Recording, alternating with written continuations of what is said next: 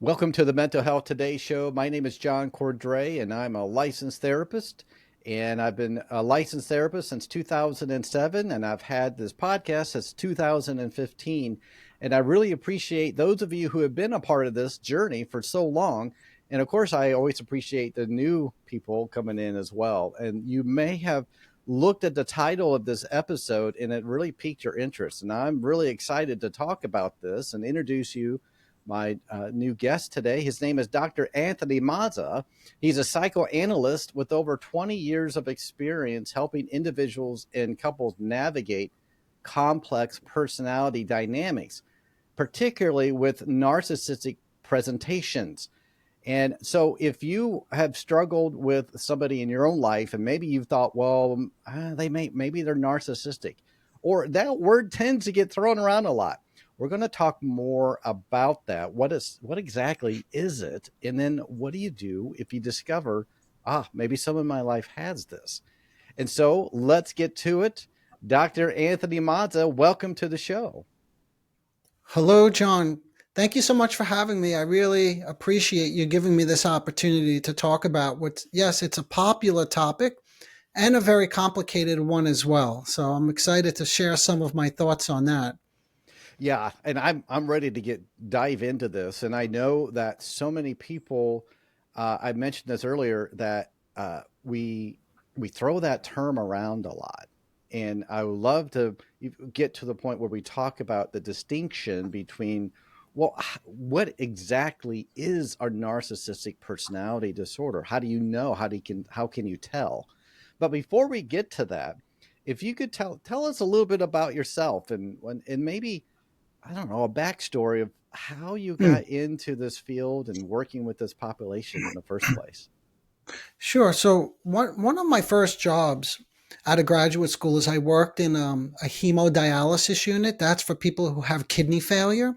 So they have to go to this facility 3 times a week for 4 hours per treatment to sit on a machine that acts like an artificial kidney, in short. So there's a segment of the population who tend to skip and shorten their dialysis sessions, which really increases morbidity and mortality. So the staff, the nurses, and the doctors are always trying to get the patient to be more compliant, to come to all their treatments and stay for the full duration. And what I noticed is that wasn't working. And then giving the patients education was not working. So more education didn't solve the problem. So in short, I designed a research study. It was part of my dissertation where I gave an intervention, which was a psychodynamic approach that I subscribe to today. But in short, I sat with them to try to understand what's behind what they were calling non-compliance so that I can help them. And overall, what I began to discover was that there was an incredible amount of denial about the reality of having a serious medical illness. And when you start getting close to these patients and listening to the subjective experiences of what it's like to live on dialysis and how they much rather be at Atlantic City, let's say, gambling, which is far more entertaining and stimulating than sitting in a dialysis unit getting yelled at and told that you're not compliant, of course, that's far more appealing. So coincidentally, I didn't know at the time, but these characteristics that they were exhibiting were very similar to what we call narcissistic traits or characteristics. The extent to which they live in a fantasy, the appeal towards things that are exciting and fun, rather than sitting in what's a painful reality, which is the recognition that, they need this treatment, this life sustaining treatment. So that led me into the whole field of personality disorders and narcissism in particular. Well, I think that population is a tricky one. Speaking from Hmm. experience and Oh, okay. talking with somebody with narcissism uh, in a clinical setting, in a counseling setting, can be really tricky. And because there's so often that they get defensive and feel like you're Yes. challenging them, and they're wanting to kind of be the one in the room that's the smartest one, and it gets a Yes. little challenging when you kind of try to work on some of the behaviors and things that they need to work on. Yes. And I know a lot of people have this question, and maybe they're in a relationship, maybe they're married, or they have a partner, or a close friend, or maybe a family member, and they are just have that one person that really kind of gets under their skin, and it Hmm. really kind of, they don't understand why. There's that person that just, something about that person just does not seem to click with them in the relationship. So a big question for you is, how can then someone recognize narcissism either in themselves or someone they love, somebody in their relationship? How can they recognize the narcissism? Yeah, so maybe I could back into that question with just a simple definition of narcissism, because again, there are many different ways to look at it. But one way that I find to be really helpful is when you think of narcissism as a way of the way one sort of organizes or maintains a fragile sense of self-esteem or a sense of self. In other words, the way they think about themselves, or their sense of identity, or the way they think other people think about them. So all of that is very fragile and precarious. So when one sense of self is unstable, that kind of person becomes dependent on others to mirror back, how important they are, how competent, to your point a moment ago, John, right? They want to be the smartest one in the room. They want to be the most attractive one in the room. They want to always feel special. And this is what we call in my field narcissistic supplies. So they're always looking to get those supplies, the admiration, the validation, or even, a sense of control or domination, or they want to induce fear in other people. That's all part of narcissism as well. Remember, it presents in many different ways. But even that way, the dominating and the fear, that's also a way to boost their self-esteem, because again, they're in control and that feels great. So depending on the type, what we call clusters or presentations of narcissism, the main goal is for always to be repairing that sense of self-esteem or self-worth. And the way they go about it just varies. Some of them are like the more grandiose type. They need to be the center of attention. Others are more critical and cutting, in a very subtle or what we call covert way. So just knowing that, and from the beginning, if one can imagine that everything that they do is designed to maintain their sense of self, their fragile self-esteem, hopefully that will allow you, when you're with somebody, back to your question, to begin to get a little space and not take it so personally, which is really hard because sometimes these attacks are directed right at you. Mhm. So that's the first way, is recognizing that this is predominantly a defensive structure, like a wall, a facade Mhm. that goes up, and that they're protecting themselves against what we call like a more fragile sense of self or self-esteem. But let me just pause there because I just want to make sure that's just the groundwork and that's clear. Or No, I think that's very, okay, very clear. And I really okay, liked that you brought out that somebody, with someone who's struggling with narcissism doesn't mean that they're evil. It doesn't mean that they're a yes, bad person. But yep, you brought out really, really clearly that they're struggling with something being vulnerable. There's a yeah, reason for why they are behaving the way they are, and a lot of times it's connected to their past or something happening to them. And so they've hmm, developed over the years a way of self protecting. And this is their way of exactly, protecting themselves because they feel yep, so vulnerable. They just don't want other people to know they're vulnerable.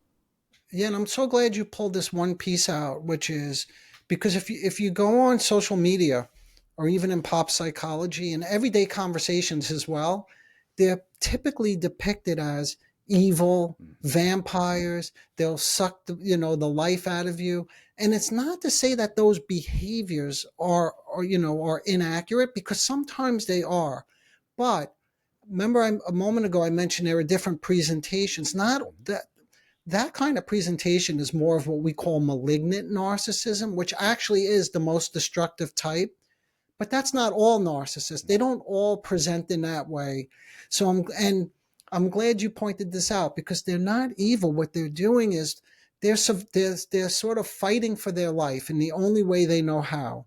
So if we jump back to your question, in terms of how to recognize it, now that we just have a simple definition. So someone who may notice patterns within themselves, right? So not just one behavior or two, but this is over time. The people who come to me have been usually struggling with this for years, if not decades. So what they notice are swings in their self-esteem. So one moment they feel up, amazing, great, in control, but then something happens and then they come crashing down, or they feel very critical. They devalue themselves, so they devalue other people. They experience guilt, shame, feelings of inadequacy. Some of them then withdraw. They end up in bed, you know, or they end up with, they think they're depressed, by the way. And this is very, very common, is people come to me sometimes after having been they receive treatment for depression for many years, and it's unrelenting. But when we look at this more closely, what we realize is this is sometimes what we call narcissistic deflation. So when they go from being very up and the best to feeling down. And at those moments when they swing, these, like I said, you could retreat to bed, but you can also retreat to drugs or alcohol or to video games or watching, sports all day. But you get the main premise is, one way to notice it in yourself is that at certain times you feel on top of the world, and at other moments you are completely down. And the other main piece is you probably struggle. Most likely you will struggle in intimate relationships. You may thrive at work. You may be the hero at work, but when it comes to intimacy, that's where it really begins to present itself, because most people who get in a relationship want to be seen and recognized. But when you have these kinds of characteristics, remember, the mode of repair is always getting the supplies. So the relationship comes predominantly about, guess who, right? Hmm. About them. Hmm. Yeah. And that leads to some pretty big conflicts. I like how you made that distinction between someone who struggled with narcissism, maybe in the workforce. They can be Hmm. an outstanding leader. They Oh, can yes. really be successful because they're driven by that dominating need of wanting to be the best person. And so that drives them. So it's not Hmm. uncommon to hear about or read about that certain leaders in different organizations, it Hmm. does seems like they have narcissism, and the people under them have a really hard time. And I Yes. like how you distinguish between the professional and the personal. When it gets to the personal side, that's when you have someone with narcissism really struggles with being vulnerable and open and connecting on an emotional Yes. level because they still have their Yeah. guard up. And they don't see it. That's the irony, the Right. paradox. Hmm. And when their significant other says to them, something, I'm just like, for example, look, you're doing it right now. You are so dismissive. They're sort of befuddled. They don't understand, like, even what that means. But many of them, again, unlike social media would depict, start to become curious about this after they lost maybe one or two or three relationships. Maybe they're going on their second or third marriage, and at some point they say, it's possible that this is me, right? That the common thread through all this is me, and I need to get this figured out. And typically that's something that would bring them into treatment, because they also say they don't come for treatment, and it's probably true. Many of them don't, as long as they can maintain that grandiose Hmm. structure that I was Hmm. describing earlier. Yeah, and I bet a lot of them will say, "Well, I'm here for treat, or I'm here to see you because of someone else tells me I have to. I guess I have to Yes, do what they say and jump through the hoops." But they that's themselves right. don't truly believe it. Yeah, that's And right. And then that's the work right there. You see what I mean, John? The yeah, beginning level, or the beginning of the work, is about trying to make something what we call ego syntonic, ego dystonic. In other words, to create a little bit of conflict in them about the way they're behaving. And then when there's some conflict, which is good, conflict in life pushes us forward if it doesn't overwhelm us. But once there's some conflict and they begin to realize, oh, wait a minute, I'm not just hurting, I'm hurting myself, but I'm hurting a loved one as well. It's only then that the treatment can genuinely begin. So, yeah, Yeah. you're right. They come for other people sometimes. They're Yeah. mandated, Yeah, right? exactly. Yeah, yeah. Um, and that, in my experience, that's really difficult because they're not really there for themselves. They're there because they think someone else wants them there, and they have to jump through the hoops. So you did Mm-hmm. a really good job of talking about how does someone who is struggling with narcissism to maybe reflect on themselves. Maybe if people are listening to this and say, you know what, man, I kind of do those things. I need to look into this more. But what about the loved one? Let's say it's Yes, a yes, yes. marriage, and let's Mm-hmm. say, I don't know, let's just hypothetically, let's say it's the wife, and she's struggling because she always feels like she's getting blamed, or it's always her fault, never Yes. her husband's fault. How can a spouse recognize, and it's not just men, I'm not just picking on men, it's women too, it's equal, Yes. right? um, how can a spouse recognize, obviously not diagnose, but recognize that maybe there are some narcissistic tendencies in their spouse? Yeah, look, here it is right here. You said it already, John. So if we stay with the woman, for instance, the fellow will come in and say to me, every time I want to go out with my friends, my wife is like, "You're going to go out with John? John has a drinking problem, or John is such a loser. Why do you need to spend time with him?" Or if they are working or very invested in something, the wife may say, "Why are you so invested in that?" Or "You're just invested in that because you're so insecure that you just need to do that because, you need to make yourself feel better." So this is one way to recognize it. What I'm capturing here is anytime that you assert any level of independence or competency or autonomy, you have to look very closely at how they respond to that. Do they respond with respect? Do they respect your autonomy that you're going out with your friends, or you're invested in work, or you have a different opinion? Even a different opinion is quite destabilizing. Or do they respond with punishment? And sometimes this stuff comes out overtly in those examples like I just gave, like, "Why are you going out with John?" But sometimes they come out in a covert way as well, where they end up making you feel. So that's another way to detect it, that you end up feeling maybe very guilty, or you're always the one to blame, or that you're always screwing something up. So that's another way to detect it. Now it could even be more overt, like with that malignant type, they could yell at you and get angry. That you're going away on a weekend trip with your girlfriend. So there's another example. You just want to go out with your girlfriends, maybe a night out or a weekend trip away. And it seems like every time you begin to notice a pattern before you go out, there's a fight. Somehow there's a fight over something that you've done wrong. And either he ends up yelling at you, which is overt anger, or he ends up withdrawing.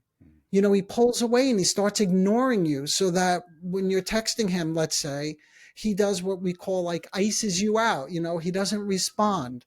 So those are certainly a couple of ways. But to your point, it's in the way, oftentimes it's in the way that you feel. That's one way to Mm. detect it or think about it, is if you feel minimized, marginalized, dismissed, like you don't have an opinion, or you're not allowed to excel in any way. You're not allowed to be competent. You're not allowed to have a hypothesis about something without somebody like sort of laughing at you because you're demonstrating some level of intellect, and that's a threat to them. Mm. So those are a Yeah. few of the ways, if that Excellent. makes sense. Yeah, Yeah. good examples.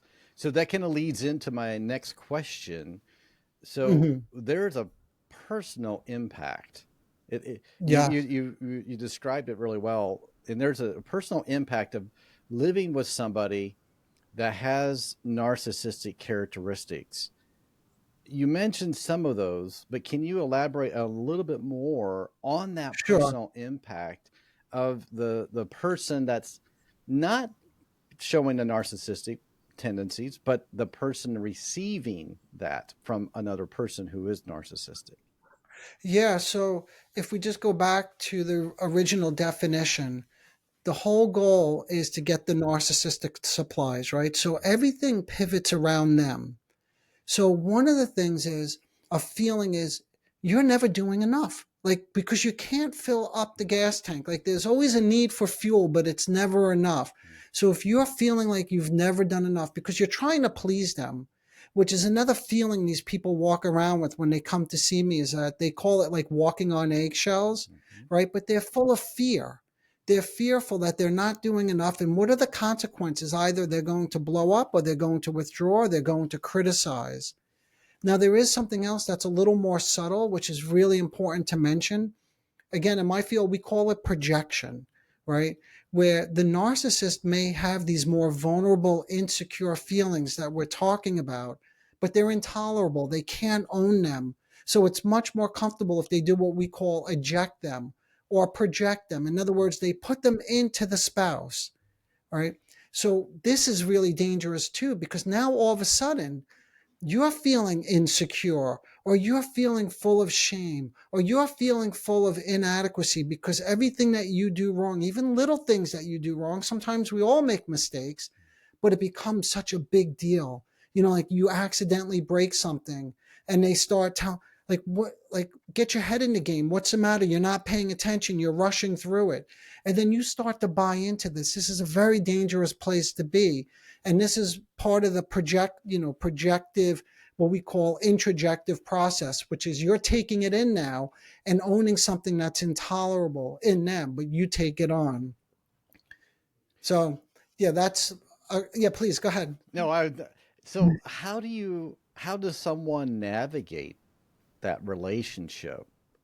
Hmm. Yeah, navigating can be profoundly challenging. Okay. So, one way to do it, again, I know I keep sort of referring back to something that you mentioned a little bit earlier, but you said they're not all evil, right? So, Mm-hmm. that Mm-hmm. actually is one way to begin to navigate it because they don't all have malicious intent. Now, some of them do. The more malignant type of narcissist actually does intend to hurt you. So, that is true. But oftentimes we see like behavior on the surface that looks so ruthless. Like it's sometimes even hard for me to hear the way that some of these individuals talk to their significant others. But when you start getting closer to this, and this is hard, but it starts with just understanding that this is not personal. And by the way, the part of the work that I do, John, the psychodynamic work, is it gets pretty intense. Sometimes patients come to me one, two, three, four times a week.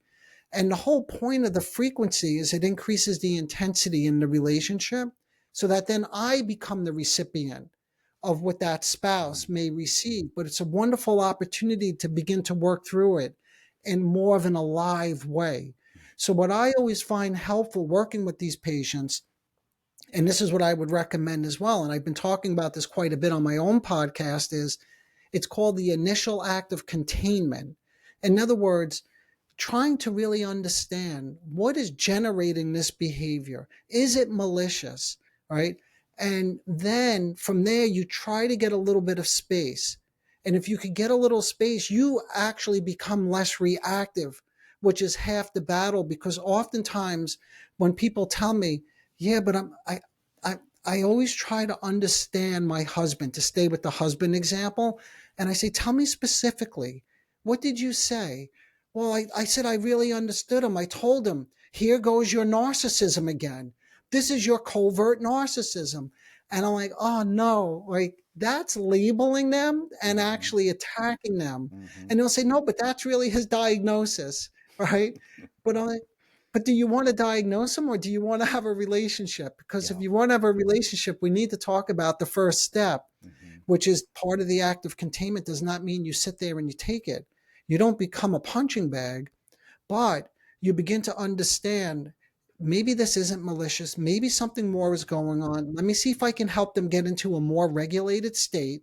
And typically, once you do not counterattack and you have more curiosity, rather than revenge, they begin to calm down. I know because I go through this with them all the time.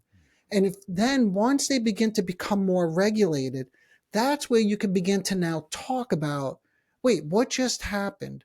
Oh, I see. So you got upset when I went to the bedroom early because I just wanted to read, or I had a rough day at work. Well, I didn't know that's why you withdrew. I just thought you were angry with me, but in fact, you felt like I left you because I went to the bedroom. So anyway, again, let me just pause because I know I'm saying a lot, but No, I think that's excellent. You bring up some really important parts in the relationship, but it's not easy. So, no. kind of the natural human reaction when you feel attacked, you're either going to attack back or you're going to run away. You're going to retreat. Hmm. But you're saying one of the best ways is not to do either, but to be curious, to Yes. remain as calm as you can, not label it, not bring out the diagnosis. You don't turn a diagnosis into a weapon because that's the Yes. exact Yeah. opposite because they Yes. already feel threatened.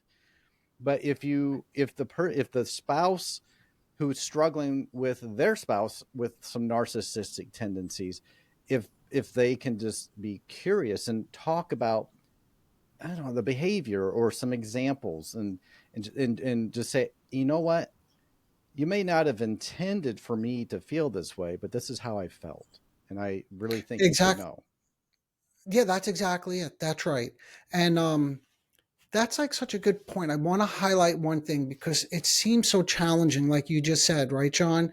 That when one is under attack, they want to either what? Fight or flight, right? But even yeah, I just digress very quickly. It's okay. I'm really into diet and exercise, Hmm. and sometimes people come to me and they want to lose weight, and I say to them, "Okay, let's go over your diet." And when I realize they're drinking, soda throughout the day, or soft drinks, or juice, it's like, okay, let's just start with that. Nothing else. Don't do anything else except eliminate, maybe the 4 Coca-Colas that you have a day, right? It's the same thing. So this becomes far less complicated if anyone listening can just think, don't attack back, don't call them a narcissist. And to go way back to the hemodialysis that I mentioned earlier, don't try to educate them. Don't try to insist that you need to say, here's literature, because they do that. People do that as well. They'll send them a bunch of literature on narcissism, but that again sends a message that something is so wrong with you because it's not a flattering concept, again, in social media. So even starting there, you're going to be way ahead of the game because that's going to help them get into that more regulated state. There is one more step that I can mention, John. I mean, there are so many Yeah, different please. ways.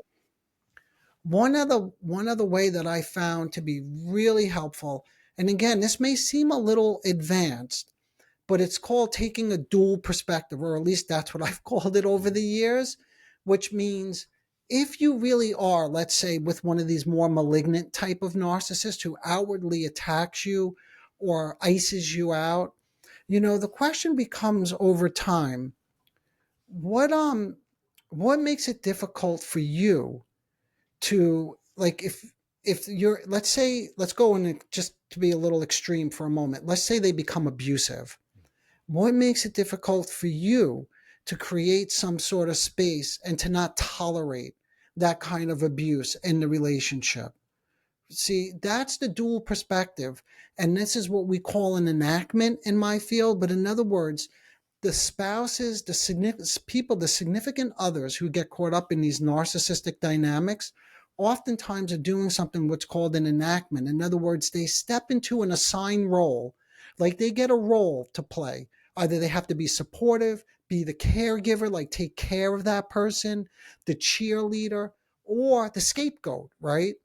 So it becomes important at some point to begin to reflect on, how is it that I'm stepping into this role, and why is this role important to me in my life? And is there any way that I can get out of this role because I don't want to be in this role?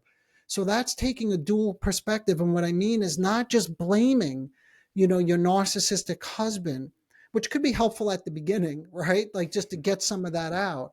But then over time, if things are really not changing and you're stuck in this kind of relationship where there's ongoing abuse or the withdrawing, at some point you have to begin to wonder, how am I getting caught up in this, what we're calling an enactment? If that makes sense. I'm not sure if that part was completely clear, but No, it was. okay. This brings me to this question, and I'm sure a lot of Mm, people are thinking this. All right, well, can somebody with narcissistic traits, can they get better? Can they change for the better? mm. Is there hope? the, that's a great question, and the answer is it depends. It Hmm. really does depend, unfortunately. There are certain signs that you can even look for to see if there is hope. One is, do they have any awareness that they're part of the problem, you see, or is it all just always your fault, right? So that's the first indication. Can they take any responsibility? Again, I have a biased sample because these people are already coming to me for help, but oftentimes they come in with a list of things that they've done wrong and they're trying to understand what the hell are they doing because they can't make sense out of it. But prognostically, that's a good sign. At least they're aware that they're Hmm. contributing to the problem, if not creating the problem. So that's one thing. Another thing to determine if there's hope and what the prognosis is, can they engage in meaningful change? In other words, a lot of them just rush to make things better, because Hmm. they want everything to be great again. That's not a good sign. They just want to get back to those wonderful weekends away or dinners out or vacations.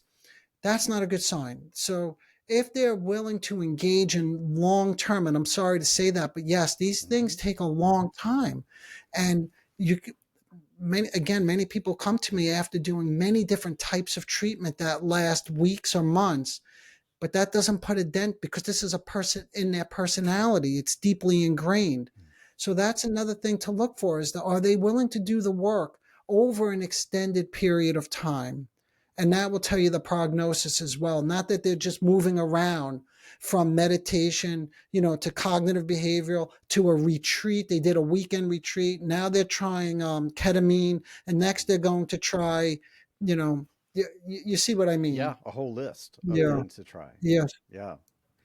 Well, that's very helpful. And I know you had mentioned that you have a podcast as well. Is it strictly talking about this topic, or is it like a variety of things that you talk about on your podcast? Yeah, so just believe it or not, just this topic, which Okay. you and I just said hello to it today, there are so many segments of it that I have a podcast just on narcissism, but then you have it from the perspective of the person who has these behaviors. Then, like you did, you juggled both sides, and I juggle both sides as well Hmm. because I treat both people who are in the relationship and people who are struggling with these characteristics. So, as you can imagine, there's so much to say. And I mentioned there are different presentations of it. So you could get into all that.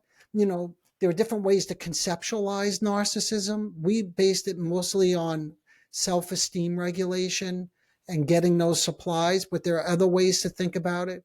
So yes, in short, John, it's just on narcissism, but there's so much to say about this topic for those who are interested in really doing a deeper dive, because that's what the podcast does. It really goes into these issues on more of a psychodynamic, deeper level that are beyond just a description, Yeah. of what Yeah. it, more to the why is this Hmm. stuff happening. Oh, that's great. And where can people find your podcast? Oh, just everything's on my website just to keep Oh, it easy. And maybe yeah. I could give you the link, but it's drmazzella.com. So on the website, I have the podcast, I have my video channel. I usually put out like an article a week. So there's, written content there as well. So it's all on the website. Perfect. And I'll put all of that in the show notes. That way, if someone's listening to this, they can go to the show wherever they listen to podcasts and they look it up and they can find you that way. All right. Great. Well, Thank you. we're getting close to the end here, but I would love to ask Mhm. one more question, or if you could tell us a parting word of encouragement, either to the person who thinks they are a narcissist or Mm. the person who lives with a narcissist, what would be a parting word that you can share with us? So maybe in thinking, let me think in terms of encouragement, if we think about their behaviors not simply as malignant, right? So whether you're suffering from it, you're not a bad, evil person. And if you're with somebody like this, they're not necessarily, unless again, it's that one type, which we call the malignant narcissist, but usually the intent is not to inflict harm, it's to reestablish a sense of self esteem and self worth. And the way they go about it is getting you, unfortunately, or if I'm speaking directly to someone with these traits, is getting someone to do what? Make you feel special, admired, supported. And then this way you never have to really look at what's going on under the hood. So the parting word would be, I don't know, that of course there's hope if one is willing to put in the work. And the work takes time, unfortunately, at least the type of work that I do, because this, again, is deeply embedded within one's personality. And, personality is sort of a slow process of change. It takes time, but it works though, because a lot of these are just defenses, and defenses change over time, especially when you know what you're defending against, which has to do with getting in touch with another side of yourself that you may not be aware of. But that's part of the work, is getting comfortable with all aspects of oneself. Oh, that's great. Thank you so much for that encouragement. And thank you for coming on the show and talking to us about a very difficult subject of narcissism. It's been very helpful, very enlightening, and I'm sure my listeners really enjoy that. Thank you so much. And Oh, good. Well, thank you, John. Thanks for yeah, having me. Thanks yeah, again. you bet. And thank you all for listening or watching the Mental Health Today show. If you're interested in learning more about Dr. Mazzella's work, more about narcissism, go to the show notes, go to this website, and you can find it all right there. Thank you so much. And until next time, take care of yourself. Bye bye.